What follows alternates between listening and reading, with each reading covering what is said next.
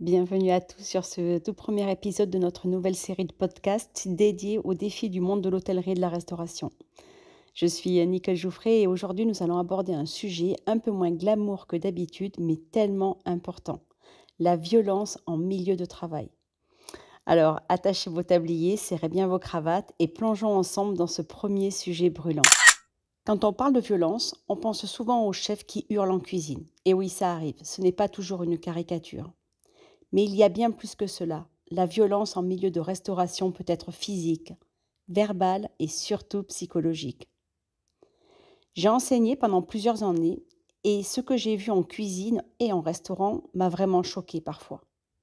Des enseignants qui criaient, rabaissaient les élèves, qui les humiliaient devant tout le monde, d'une grossièreté inouïe. À un moment donné, j'ai pris la décision de dénoncer ces comportements. Et ça m'a coûté très cher. Mais je regrette pas un seul instant, parce que ne rien dire, c'est consentir. Malheureusement, peu de gens osent parler. Ils espèrent que ça va passer et que c'est juste une mauvaise journée. Et puis, il y a ceux qui parlent. Eux, ce sont les balances. Ceux qu'on voudrait faire taire et qui parfois en paient le prix. Une autre histoire m'a profondément marquée. Un jour, je discutais avec une élève que j'avais encadrée lors d'un stage dans un restaurant triplement étoilé. Et ce qu'elle m'a raconté m'a glacée. Elle subissait des violences tous les jours, des assiettes brûlantes qu'on lui demandait de porter sans protection, des blagues salaces, des propos racistes et homophobes. Elle n'osait rien dire. Et vraiment, dans un restaurant de ce niveau-là, quelle honte! J'ai passé des nuits entières sans dormir après cette conversation. Comment est-ce possible de traiter ainsi des jeunes en formation, de futurs talents? Elle a perdu, elle, sa passion, et depuis ce stage, elle ne travaille plus dans la restauration. Et c'est là que je me pose la question.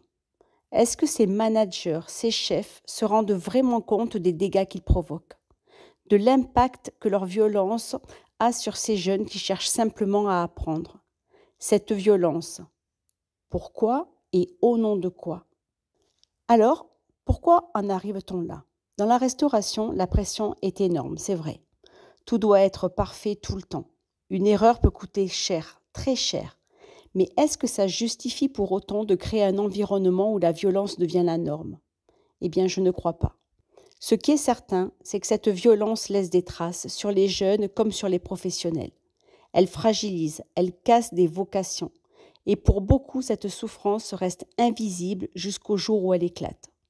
Mais soyons honnêtes, je suis certain que de vrais efforts sont faits dans ce métier.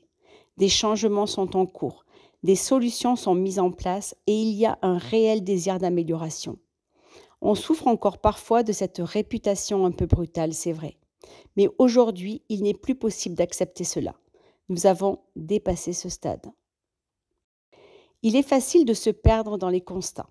Mais ce que je veux aujourd'hui, c'est qu'on regarde vers l'avenir, vers les solutions, parce qu'elles existent. Il y a des moyens concrets de transformer ces environnements parfois brutaux en lieux où l'on peut exceller tout en respectant chaque individu. Par exemple, former les managers à la gestion des conflits et du stress.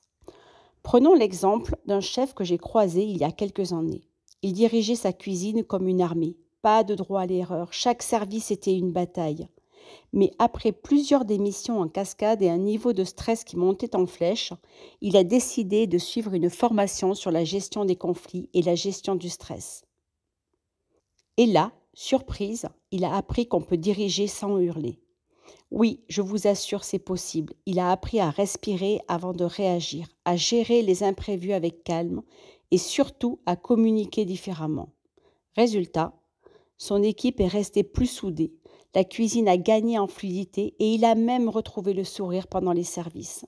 Ce que cette histoire montre, c'est qu'il existe des formations adaptées pour accompagner les managers et les aider à gérer la pression sans les répercuter sur leurs équipes. On peut aussi encourager la communication ouverte. Vous savez ce qui manque souvent dans nos cuisines? Une bonne communication. J'ai vu tellement de situations où un employé subissait en silence, espérant que la tempête passerait. Et pourtant, il suffirait parfois d'une conversation honnête pour éviter le pire. Je me souviens d'un jeune commis qui, au lieu de parler de sa difficulté à suivre le rythme, accumulait les erreurs jusqu'à ce que tout explose. Quand son chef l'a finalement prise à part et lui a demandé pourquoi il n'avait rien dit plus tôt, il a simplement répondu: «Je ne savais pas que j'avais le droit de parler et j'avais peur». C'est là que réside le problème. Trop souvent, on ne sait pas que l'on peut s'exprimer. L'une des solutions, c'est de créer des espaces de parole réguliers dans les équipes, des moments où chacun peut exprimer ses difficultés, ses ressentis, sans crainte d'être jugé ou stigmatisé. Cela peut être aussi simple qu'une réunion hebdomadaire où l'on fait le point. Ces moments de partage permettent de désamorcer les tensions avant qu'elles n'explosent. Et dernier point, on peut mettre en place des systèmes de soutien. Il y a quelques années, j'ai visité un restaurant étoilé qui avait mis en place un système de médiateur interne. L'idée était simple. Si quelqu'un se sentait maltraité ou stressé, il pouvait se tourner vers un médiateur, une personne neutre au sein de l'équipe pour discuter de la situation. C'était une sorte de tampon entre les employés et la direction, permettant de régler les problèmes avant qu'ils ne deviennent ingérables. Je trouvais cette initiative fascinante. Il ne s'agissait pas seulement d'atténuer les conflits, mais de proposer un vrai soutien psychologique à ceux qui en avaient besoin. Les résultats ont été impressionnants.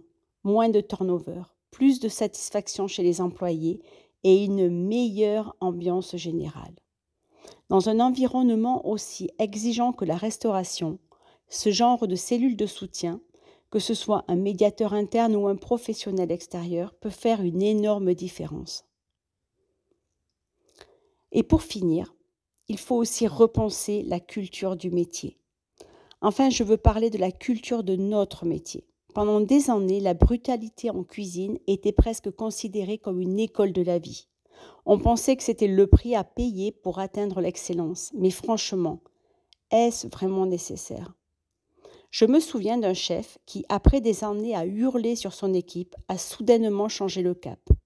Il avait réalisé que la violence, loin de faire progresser ses employés, les brisait. Il a décidé de repenser totalement son approche. Moins de pression, plus de bienveillance. Et vous savez quoi ?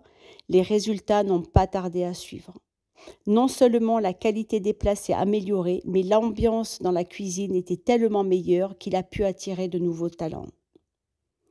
Ce que cette histoire montre, c'est qu'on peut viser l'excellence sans sacrifier le bien-être des personnes. Repenser la culture du métier, c'est admettre que la réussite ne passe pas par la brutalité, mais par l'entraide, la compréhension et la valorisation de chaque individu.